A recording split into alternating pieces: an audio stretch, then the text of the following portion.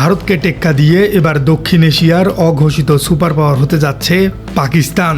হ্যাঁ দর্শক, ঠিকই শুনেছেন, দক্ষিণ এশিয়ার ভূরাজনীতির মানচিত্র আজ এমনভাবে বদলে যাচ্ছে যা হয়তো দিল্লির সাউথ ব্লক স্বপ্নেও কল্পনা করেনি।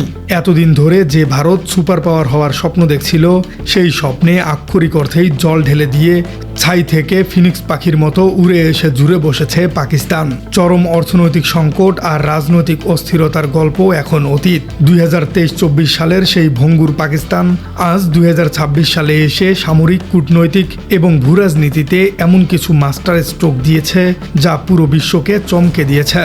কিভাবে একটি দেশ খাদের কিনারা থেকে উঠে এসে আমেরিকা এবং ইরানের মতো দেশের মাঝে যুদ্ধ থামানোর মধ্যস্থতা করছে, কিভাবে তারা ভারতের অত্যাধুনিক রাফাল যুদ্ধ বিমান মাটিতে নামিয়ে আনলো, আর কেনই বা চীন আর সৌদি আরব নিজেদের সর্বস্ব দিয়ে পাকিস্তানের ঢাল হয়ে দাঁড়িয়েছে।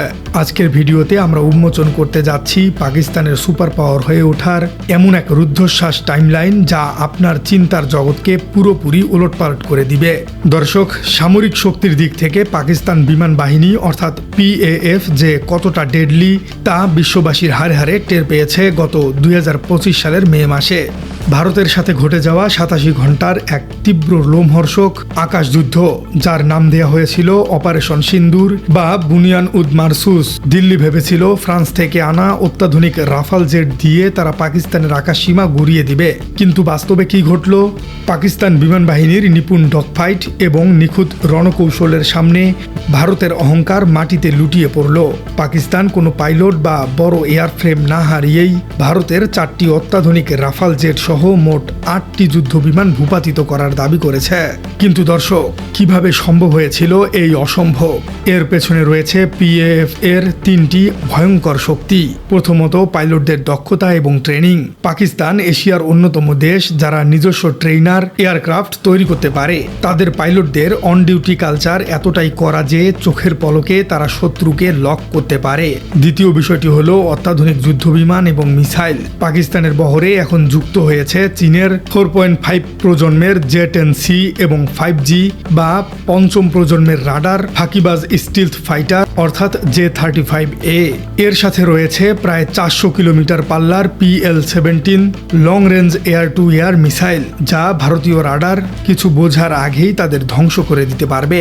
তৃতীয় বিষয়টি হলো সংকীর্ণ যুদ্ধক্ষেত্রের সুবিধা। ভারতের এয়ারবেসগুলো ছড়ানো ছিটানো, কিন্তু পাকিস্তানের ঘাঁটিগুলো সীমান্তের খুব কাছে, ফলে তারা খুব দ্রুত আকাশে উড়ে একের পর এক আক্রমণ চালাতে সক্ষম। দর্শক, এবার যে পয়েন্টটি আলোচনা করা হবে সেটি মূলত পাকিস্তানকে একটি আঞ্চলিক শক্তি হিসেবে প্রতিষ্ঠিত করেছে এবং সেই সাথে গ্লোবাল সুপার পাওয়ারের কাতারে নিয়ে গেছে।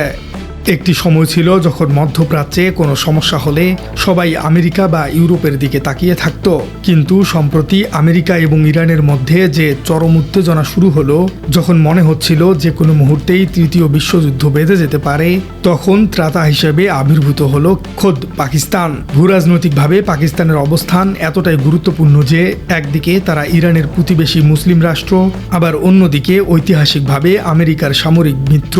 এই দুই দেশের মধ্যে যখন মিসাইল হামলার প্রস্তুতি চলছিল, তখন পাকিস্তান তাদের পারমাণবিক শক্তি এবং শক্তিশালী সামরিক কূটনীতি ব্যবহার করে একটি গোপন ব্যাকডোর চ্যানেল বা মধ্যস্থতার রাস্তা তৈরি করে ফেলে।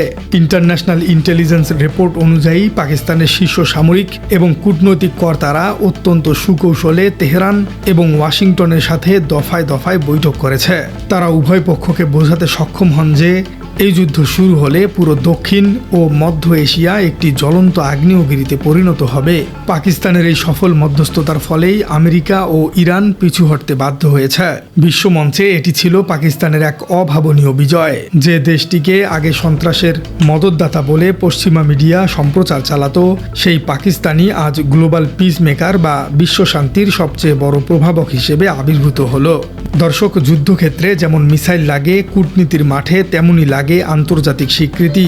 আর সেই স্বীকৃতি পাকিস্তান ছিনিয়ে এনেছে 2025-26 মেয়াদের জন্য জাতিসংঘ নিরাপত্তা পরিষদ অর্থাৎ UNSC অস্থায়ী সদস্যপদ লাভ করে। সহজ কথায় জাতিসংঘের সবচেয়ে ক্ষমতাধর বডি হলো এই নিরাপত্তা পরিষদ, আর এর সদস্য মাত্র 15টি দেশ।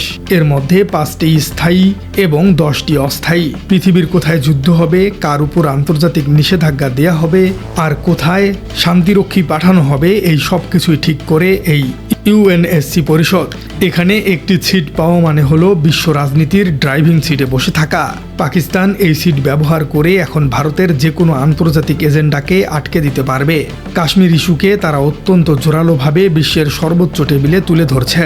ভারত এতদিন ধরেই জাতিসংঘে যে স্থায়ী সদস্য পদ পাওয়ার জন্য কোটি কোটি ডলার খরচ করে লবিং করছিল, পাকিস্তানের এই এক চালে ভারতের সেই স্বপ্ন এখন পুরোপুরি ক্যান্সেল হয়ে গেছে।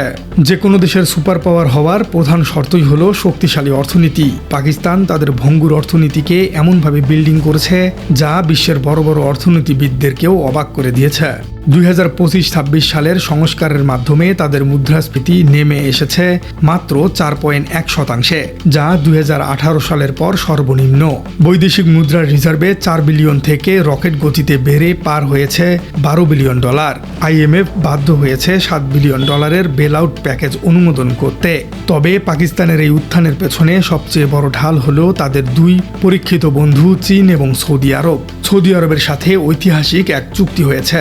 2025 সালে পাকিস্তান ও সৌদি আরবের মধ্যে একটি কৌশলগত এবং পারস্পরিক প্রতিরক্ষা চুক্তি অর্থাৎ স্ট্র্যাটেজিক মিউচুয়াল ডিফেন্স এগ্রিমেন্ট স্বাক্ষরিত হয়েছে।